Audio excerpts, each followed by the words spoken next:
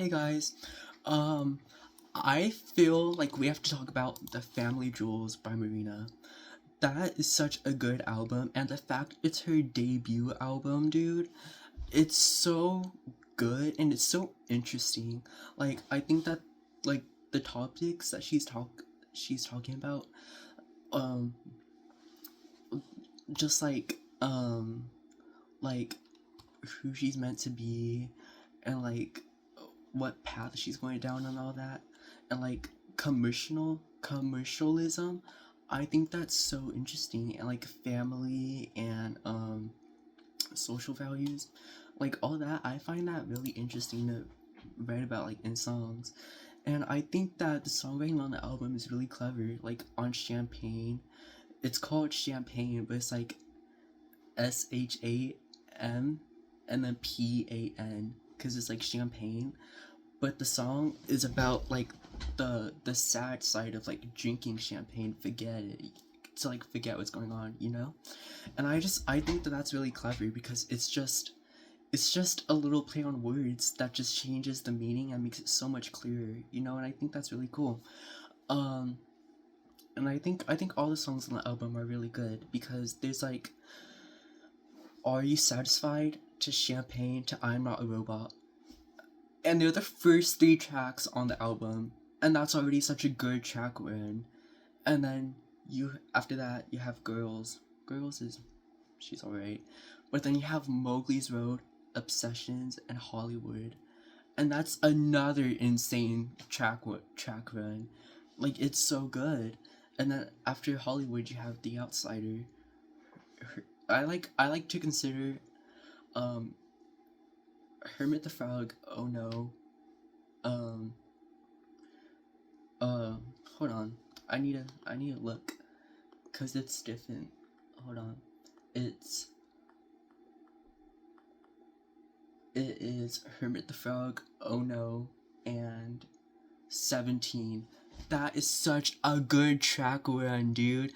Those three songs are so good, and the fact that they're all just like simultaneous, bam, bam, bam on the album, that's insane. And like the songs aren't as good, like they're just like sprinkled around the album, but they're all still really good. Um, my least favorite ones are probably Oh No. No, I love Oh No. Oh No is probably my favorite one on the album. So I didn't mean to say Oh No. I meant to say Guilty. Guilty is probably my least favorite one. Guilty, Girls, and Numb. Those are probably my least favorite ones. But I still like them a lot. I think that all the songs on the album are all really freaking good. Like she made this debut album and she came out the door swinging. And having Obsessions and Mowgli's Road as your first singles, that's insane because Mowgli's Road, that is such an interesting song because she literally just did whatever she wanted in that song, and it sounds so cool. And like I don't know, like the concept of having a song that starts with cuckoo like repeated, I think that that's just really interesting. And you could tell like I know she said this in an interview. She said that she wanted Mowgli's Road to be one of her first songs because it wasn't time to be her buzz single because it wasn't time to release one of her big songs. And I definitely could see why she did that because Mowgli's Road really set the scene for her artistry. And Obsessions, I think Obsessions is good, and I think like the second verse is actually really interesting because um it's like kind of like a panic attack, like over something so minuscule, like um it's like she was in the supermarket and she was trying to pick which packet of crackers to get, and she says they're all the same, one brand, one name, and I forgot the rest. Hold on, sorry, but it's just basically like they're all the same, but she can't choose which one because they're not the same, and one of them is the right one. But she doesn't know which one is the right one, and I think that's such an interesting like thing to write about because it's like it's OCD. Like a few lines later, she says you act like you have an OCD after she says something like about her heart or whatever, And I just think that that's such an interesting verse, and especially it being her first like major single, like the lead single, because Mowgli's Road was just the B-side to Obsessions, and I think that both those songs really like set the scene for her artistry and the Family Jewels as a whole album. And I think it's just really cool. And I think Are You Satisfied is a really good starter to the album, because it's just like, are you satisfied with an average life? And all of the rest of the songs just go on to say the struggles basically of that. Um and it's and like, you know, like the opening lines of the album from Are You Satisfied are, I was pulling out my hair the day I got the deal. Was I meant to feel happy that my life was just about to change? Um, One life pretending to be the cat who got the cream. Oh, everybody said Marina is a dreamer. People like to tell you who you're gonna be, or something like that.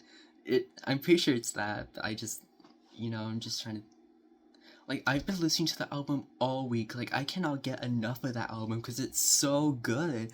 And then I think that the melodies are really interesting as well, because I know that she like wrote 7 of the songs on the album alone, which is like a good majority of it, and I think that's really cool how she was just able to show off her own writing skills on the album.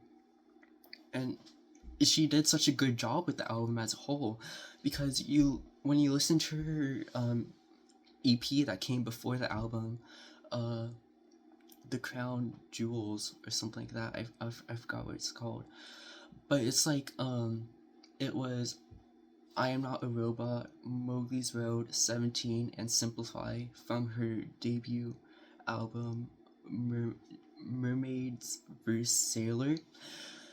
And I think that that's like such a good selection of songs to pick from. Um, and it, I said it had Simplify, right? I think that Simplify is a. I think that they should have done more with the production, because I feel like it just sounds kind of empty.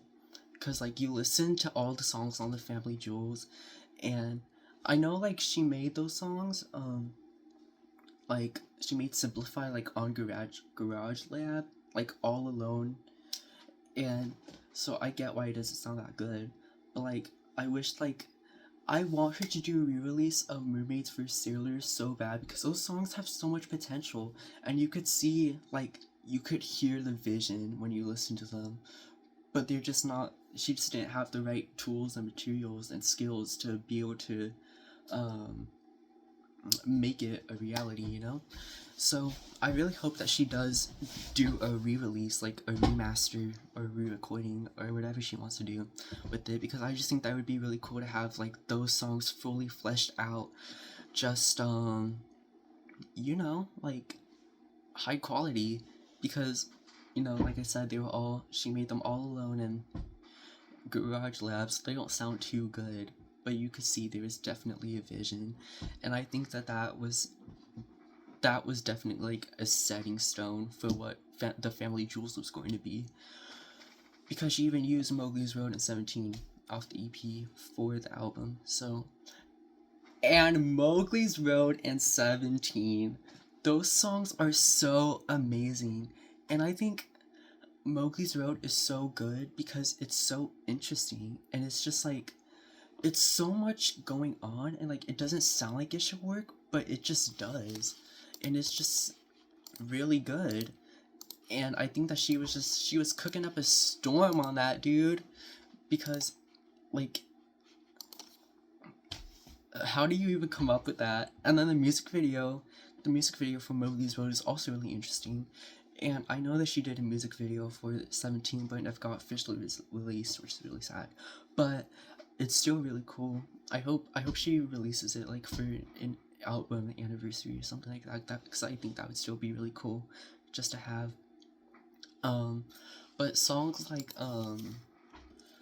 Mowgli's Road, or Hermit the Frog, and, you know, just like those 2 songs, I feel like they really show like where she wanted to go, and I think that's really cool that she just wanted to show who she was as an artist, that she didn't really want to follow a certain like manufactured pop star path, which she really didn't, because even though Electra Heart was so much more polished and poppy, it's still it still has Marina's roots. Like the songwriting, even if she did write with a lot of other songwriters on the album, it still has the same songwriting, it still has the same topics talked about, and you know, like especially like the social aspect of it, because Electra Hart, she said that the tracks were all meant to be put in four main categories, and they're like archetypes of like women's social roles. So there was like the homewrecker, the it was like I forgot what the other one is. It was like housewife or something. Uh, it was the teen idol, and then I forgot the second one actually. But I know they're all really interesting in my opinion, because you could definitely categorize all the tracks and see how they all do fit in a certain category. You know, like teen idol is literally the name of the song that fits into it. So Teen Idol is just about like, and I think Teen Idol is also such a clever song, because it's like it's about being an idol teen when you want to be an idol teen, like idolized, but instead you just idle doing nothing, you know? And that's such a clever play on words in my opinion, because it's literally the same exact sound, but it's the same, it's such a different meaning, because like when you're an idol teen, you know, she talks about like being a prom queen, and you know, fighting for the title and all that, like an idol teen would do. But then she talks about what she was doing, being 16 and burning up a Bible and feeling super like she wanted to do that to herself. And I just think that it's like it's so interesting to think about like the different perspectives and like the different ways that somebody's like teenage years can go, because I don't think I've had a very exciting teenage life so far. I haven't really done anything actually. The worst thing I've done is go out with a guy without telling my parents, so that says something. But you know, I just think that it's very cool and interesting. And then I think that the family aspect, going back to the family jewels, the family aspect is very cool as well, because like throughout Marina's discography, she sings about like her relationship with her dad, because he was never really there. And even on her most recent album, Princess of Power, like the new deluxe songs that just came out like a month ago or something like that, that topic is still very prominent. So I just think it's cool that she has had like a topic that she has felt so strongly about, that she has just ran with it since.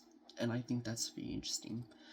And you know, that topic on the Family Jewels comes out in like the songs 17 and the Family Jewels, in my opinion, like the title track, the Family Jewels, because the Family Jewels is literally all about the issues being passed down from generation to generation. That's why it's the Family Jewels. And I think that it's the Family Jewels is also such a clever name and like song, because her last name is Diamond, and I forgot which language it was, but her last name is Diamondis, and that's why her stage name was originally Marina and the Diamonds. And then in the song, she says, "No glass slipper will ever fit because I could never see a diamond in it." I'm sorry, that's a gag, that's a bar. Like you have to give her a 10 for that one. But I just love Marina. I think it's so, her topics and songwriting are so interesting, and then she has always been like very outspoken about topics you don't really see in pop music, you know? And I think that it's that exploration of those topics especially comes out in Ancient Dreams and Modern Land. And I think that album title is such a good album title, because it's literally exactly what the album is about. It's about having ancient dreams in a modern land, because when it's about looking at the current landscape of like America and the new country, and how different it is from just before, with social roles, social values, like women's women's roles, and like just like racism, misogyny, just hatred in general. And you know what, ancient dreams on a modern land, that's definitely explored in a lot of the songs. I would say especially uh title track, Venus Flytrap, Man's World, Preach the Poison, especially uh highly emotional people with the social norms or whatever for men. um New America, that's definitely like an outspoken one that's very obvious what it's about. But I think that that's really what had to be said for the time that it was written in, you know?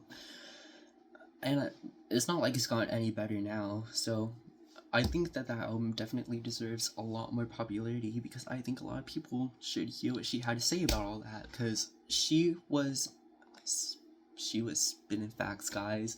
Like, you can't tell me that she was not writing bars and just spreading such a good, healthy message that we, like, as a society, that we need to change, and we need to be more accepting of everybody, which I definitely agree with. There's a whole lot of hatred out there, and she's very clearly aware of that. I watched an interview for the Princess of Power, like a month or two ago, but I just remember like her talking about those topics, and she literally started crying because of how strongly she feels about how horrible all the hatred is. And you know, I think that being vulnerable like that is such a strong thing for like somebody in the public eye to do, like regardless of how popular you are. If you have a voice, then um you should definitely speak out using it. But I think okay, wait, I'm gonna get that used against me because I love Taylor Swift, but Taylor Swift's like a different level where she can't do that because she's too big, and there's just so many risks that come up with that. But I think like somebody with like Marina's like level, I think she's like a good level to spread that message and get it out there like the best that she can. But I think everybody should be careful, like, because there are such huge risks that come with that now, and that's also really bad. So, you know, I just find Marina's artistry and songwriting throughout her career to be very interesting because of the topics and like just everything in general, like the lyrics. Anyways, I just want to talk about the family jewels and Marina, so I'm done now. Bye.